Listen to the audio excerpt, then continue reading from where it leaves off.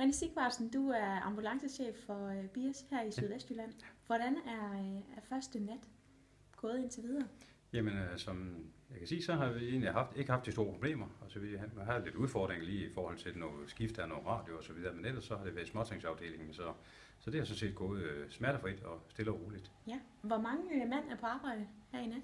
Jamen, der er 7 mand på arbejde lige nu her på stationen i Esbjerg, og de er kommet over, og nogle de kommer fra den tidligere leverandør i ambulancetjenesten her, og så over til os, og der var lige et lille skifte her omkring midnat.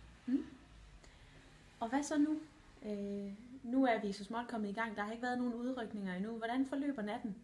Jamen, nu er det således nu, dem der nu lige er kommet ombord her også, der lige er kommet fra den nuværende leverandør herover, vi laver en lille kort gennemgang, har behov for lige at lave en lille status til dem også, således de er helt opgraderet også. Og ellers så skal vi have lidt ro på nu her også. Det har været en lang dag, og også i forhold til forberedelse til aften her, og så håber på, at vi kan få et par enkelte timers ro her inden morgenholdet møde her om ganske få timer. Ja, sidste spørgsmål. Hvad er det, der kommer til at ske i morgen? Du nævnte rundstykker.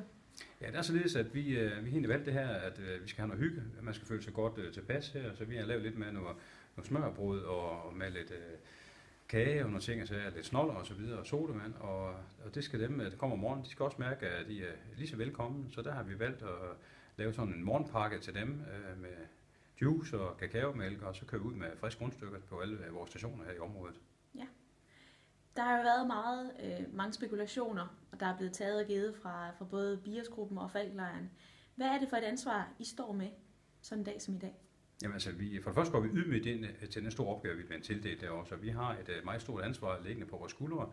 Vi skal levere en drift over for borgerne også, og en sikkerhed over for borgerne med en ambulancetjeneste, og det føler jeg sådan set, at vi er parat til også med det personale, vi har. Godt. Tak skal du have. Velkommen.